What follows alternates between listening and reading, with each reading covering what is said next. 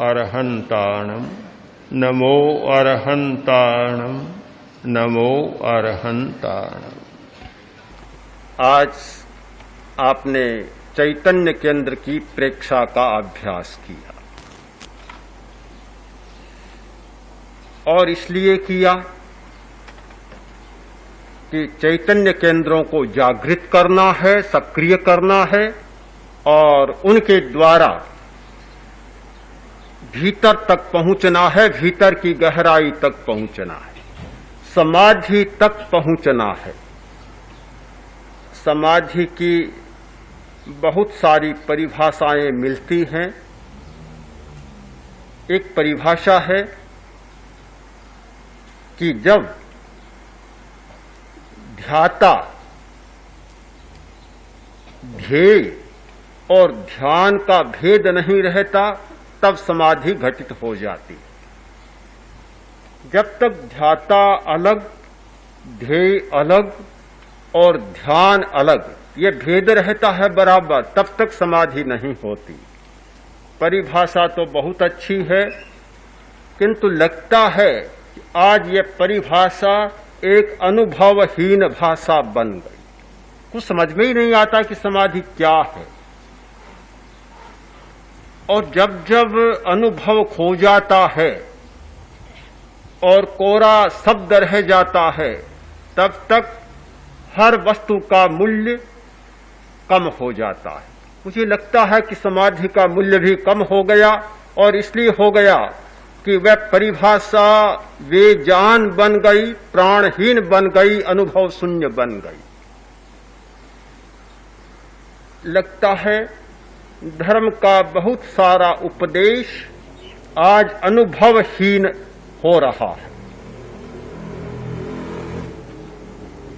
धर्म का उपदेश करने वाला यदि स्वयं अनुभव करता है और अनुभव की वाणी में बोलता है, तब तो एक वाणी प्राणवान बनती है और बड़ी सार्थक होती है। किंतु बोलने वाला स्वयं अनुभव से खाली होता है, अनुभव शून्य होता है, तो अनुभवहीन बात मात्र शब्दों का प्रपंच रह जाता है, शब्दों का माया जाल सा बिछ जाता है, पल्ले कुछ भी नहीं पड़ता। एक प्रबुद्ध व्यक्ति धर्मस्थान में गया, प्रवचन सुना और घर पर आया। आकर और उसने एक पत्र लिखा कि पूज्य प्रवचनकार, मैंने आज आपका अनुभवहीन प्रवचन सुना और आपके प्रवचन का एक एक शब्द मेरी पुस्तक में है, इसलिए यह पुस्तक मैं आपकी सेवा में उपहित कर रहा हूं, आपको भेंट कर रहा हूं। पुस्तक भेज दी। सामने आया, पत्र पढ़ा और पुस्तक को खोला तो शब्दकोश था कि आपके उपदेश का प्रत्येक शब्द इसमें विद्यमान है, मेरी पुस्तक में विद्यमान है। सचमुच ऐसा ही व्यंग जीवन में होता है कि जब अनुभव नहीं होता और कोरी शाब्दिक वाणी दोहराई जाती है तो उसका प्रत्येक शब्द शब्दकोश में मिल जाता है, किंतु जीवन में नहीं मिलता। न कहने वाले के जीवन में मिलता और न सुनने वाले के जीवन में वह प्राप्त होता, कुछ भी नहीं होता। केवल कहने वाला भी शब्दकोश को दोहरा देता है और सुनने वाला भी शब्दकोश को सुन लेता है। प्रश्न है अनुभव का। परिभाषा कोई उलझन नहीं। समाधि का मतलब है भीतर में जागना। जो व्यक्ति भीतर में जागना शुरू कर देता है उसके जीवन में समाधि घटित हो जाती।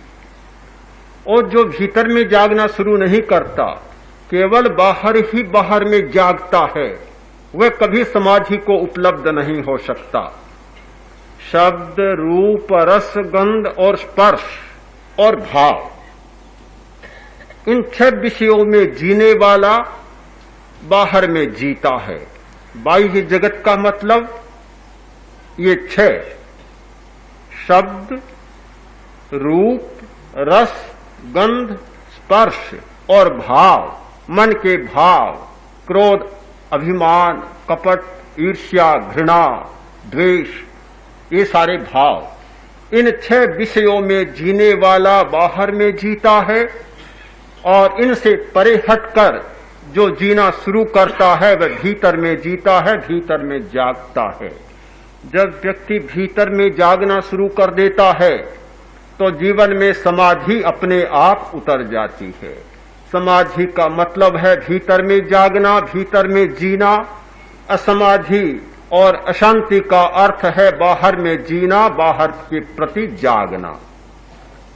मनुष्य सहज ही बाहर के प्रति जागरूक होता है, क्योंकि बड़ा आकर्षण है। बाहर में जितना आकर्षण है भीतर में उतना आकर्षण है नहीं, है तो बहुत, किंतु हम परिचित नहीं है।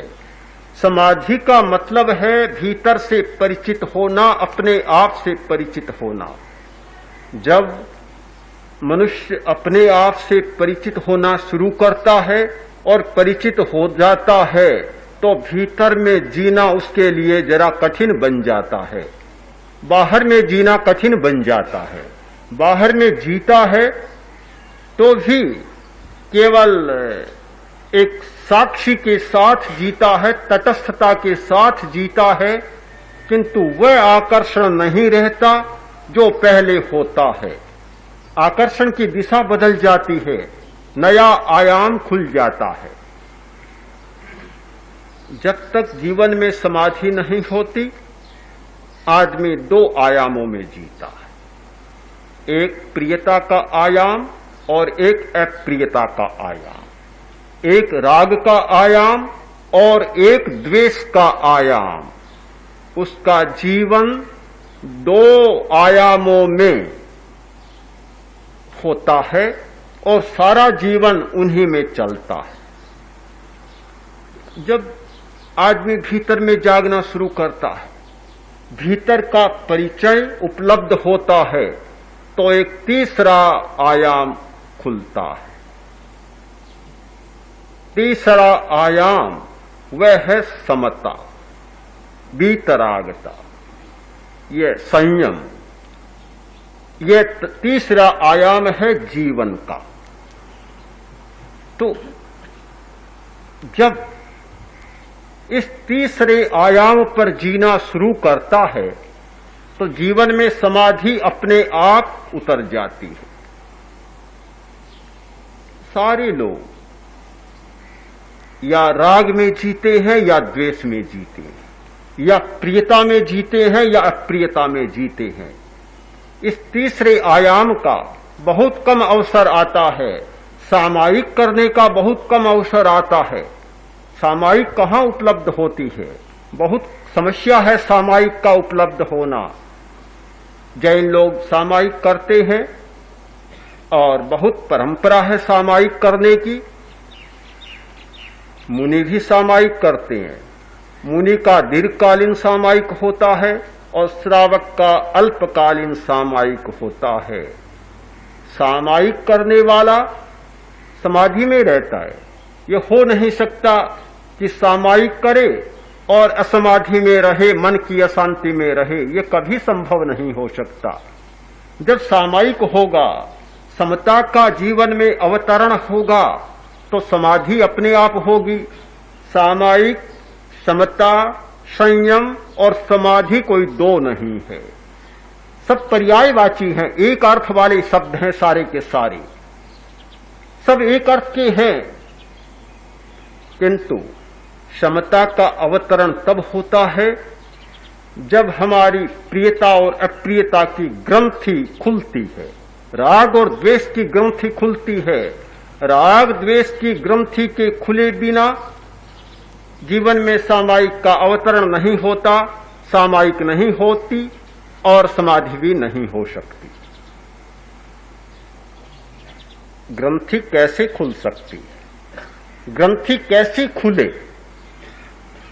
एक बड़ा प्रश्न है। समाधि स्वयं में एक बड़ा प्रश्न है। कि समाधि कैसे आए, संयम कैसे आए, उसका साधन क्या है। अनेक साधन बतलाए गए।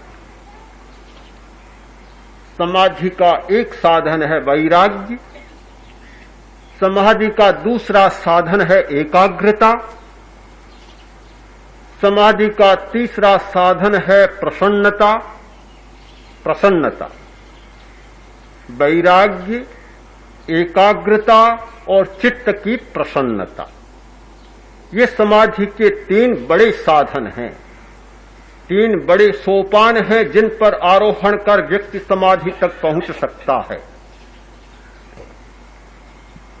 प्रश्न वहीं का वहीं, वहीं का वहीं चले, पर पैर वहीं के वहीं, वहीं के वहीं नौका पर चढ़ा और खेना शुरू किया, नौका को खेना शुरू किया,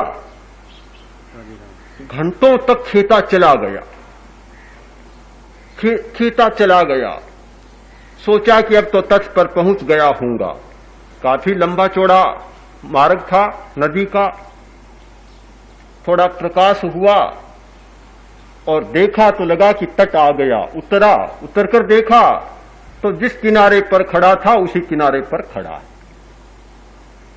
घंटों तक नैया को खेया और पहुंचा नहीं, अभी इसी किनारे पर खड़ा है। कैसे हुआ? ध्यान दिया, देखा तो नौका को बांध रखा था, रस्से को खोला ही नहीं। खेता चला गया पर रस्से को अभी खोला ही नहीं। हमारे जीवन में लगभग ऐसी घटनाएं घटित होती हैं कि नौका को खेते चले जाते हैं, पर जिस रस्से से बंधे हुए हैं उस रस्से को खोलना ही भूल जाते हैं। आखिर वहीं के वहीं खड़े रह जाते हैं, वहीं के वहीं। प्रश्न वहीं का वहीं रहा। तब वैराग्य से समाधि घटित होती है, एकाग्रता से समाधि घटित होती है और चित्त की प्रसन्नता से समाधि घटित होती है।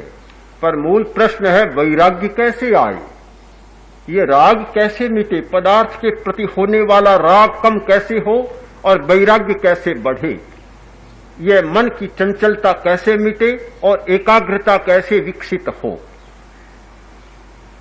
ये संवेग कषाय कैसे कम हो और चित्त की प्रसन्नता कैसे बढ़े। ये प्रश्न तद्वत यथावत मूल के मूल स्थान पर रह जाता है, खूंटा वहीं का वहीं गड़ा हुआ। हमें इस पर विचार करना है। तो पुराने आचार्यों की भाषा में कहूं, इन सब का साधन होगा श्वास नियंत्रण। श्वास नियंत्रण, जिस व्यक्ति ने श्वास पर नियंत्रण पाना सीख लिया उसमें वैराग्य भी फलित होगा, उसमें एकाग्रता भी फलित होगी और उसमें चित्त की प्रसन्नता भी फलित होगी। जिसने श्वास पर नियंत्रण करना नहीं सीखा, ये तीनों चीजें भी वहां फलित नहीं है।